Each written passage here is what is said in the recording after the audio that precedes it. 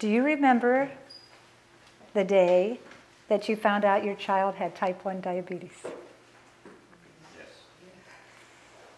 How many remember the date? I mean, do you really remember the moment it sunk in?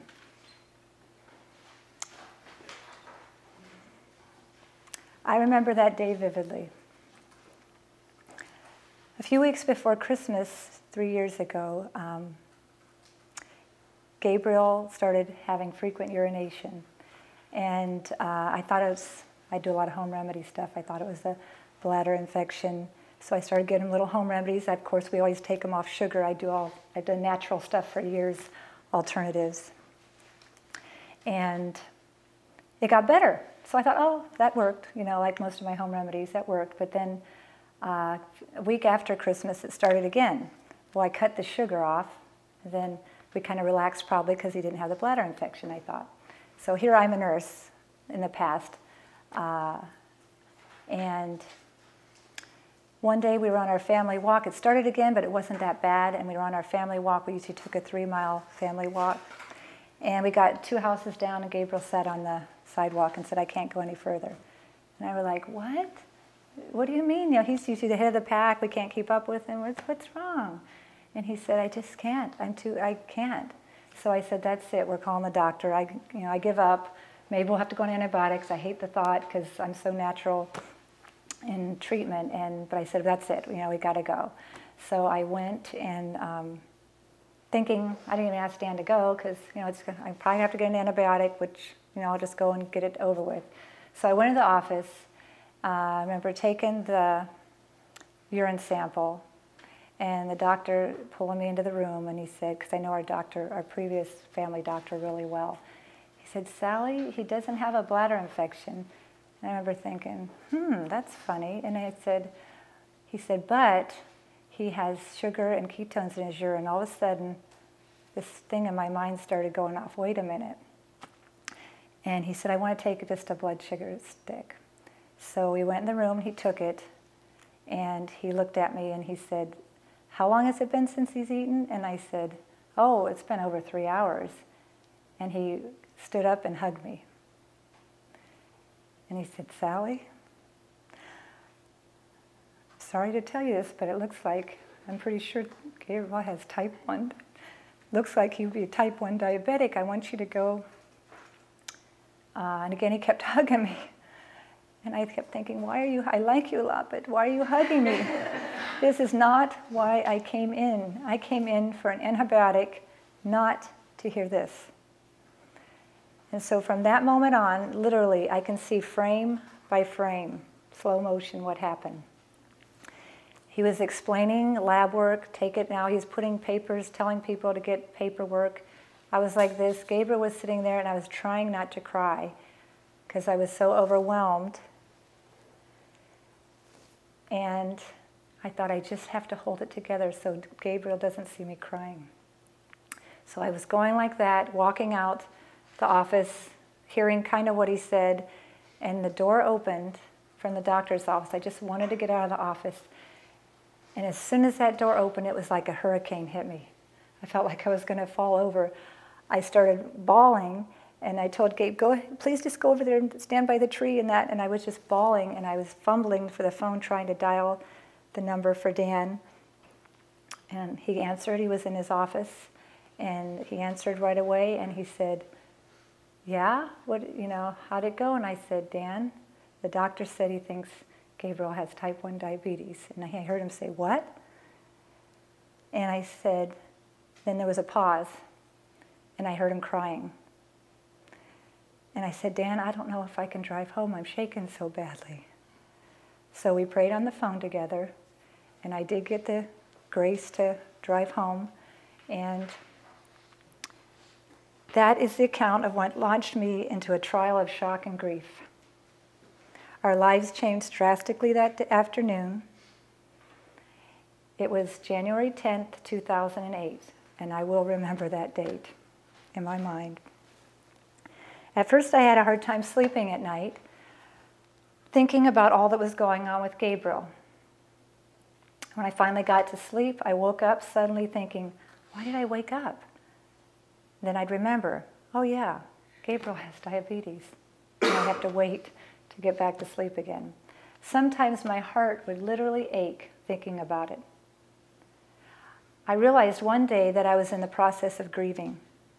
I was mourning the loss of a normal, healthy life for my son. I honestly wished it was me instead of him. Even though I had worked as a registered nurse in the past, I was scared to manage my own child's insulin regime. It just seemed so scary to me. I can't imagine what parents experience that don't have medical knowledge. After explanation for my grieving, another explanation for my grieving was that I comprehended that my son's pancreas was in the final stages of failing. I felt desperate to find some hope for Gabriel's sentence of future pain and suffering. It seemed like mission impossible. Authorities said there was no hope. Maybe 10 years down the line there was something. When we talked to the specialist, I spent every possible hour searching for promising alternatives. I struggled with relaxing or doing anything because I felt guilty that I could be spending time researching, finding something to help.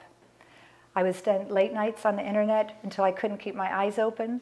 I made calls. I researched all my known journals that I got, made calls to all these doctors everything I could possibly think. I called radio shows. Nearly all options were a far distant possibility, and they seemed risky, like islet cell transplants, pancreatic transplants. I'm like, I'm not willing to risk his life if it, failed. I'm not willing to do that. I'll go on insulin, but there's got to be a better way. After reviewing the data, there seemed to be one glimmer of hope. I actually had flow charts. And the one thing that just one little spark showed, I got the Sam Beiser's report, and he had a whole thing on type 1 diabetes. And I looked at that, and on the bottom it says, there's a new book out, and if you have anyone with type 1, you should read it. And it was The pH Miracle for Diabetes.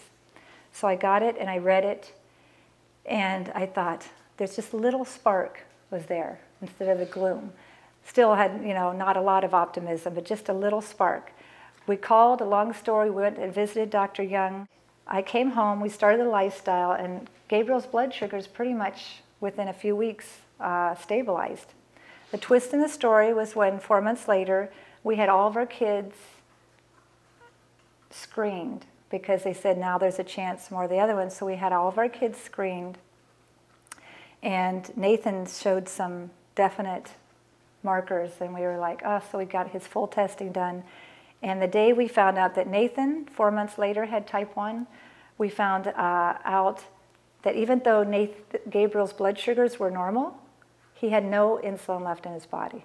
He had lost it all during that time even. So we were really disappointed, thinking, oh, this isn't going to work to, bring his insulin levels back or to renew the pancreas. We were disappointed, but then we're like, he has normal blood sugars. So I'm a nurse, and I have a lot of friends that are doctors and nurses, and I tell them, they're like, well, that's impossible.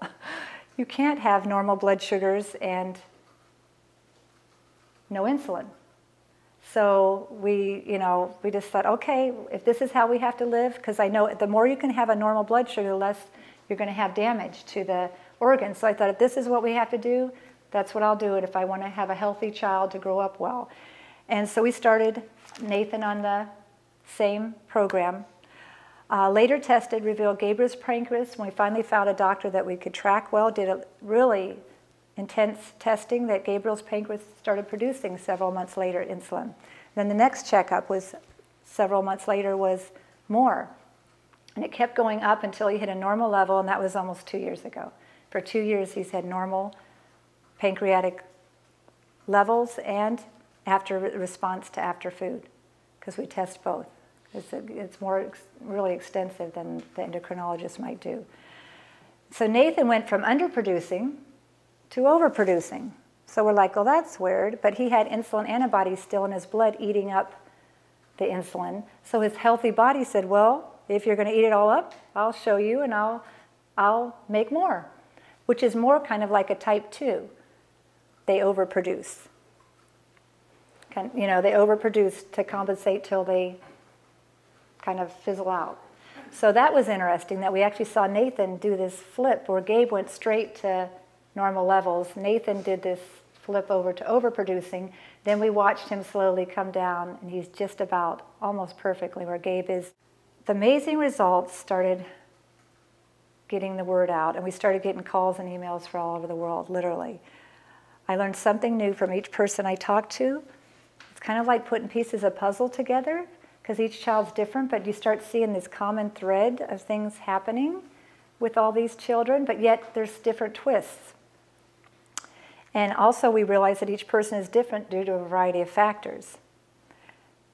The calls and emails started basically, it's like, it's the same kind of questions all the time. So I try to be on, I only had a short time because we homeschool and I just did it all free for all those years, but I could never give them the whole picture because I said, I always wish I had just 8 hours with somebody, that I could just sit down and really explain it, you know. And so, again, I just could give bits and pieces.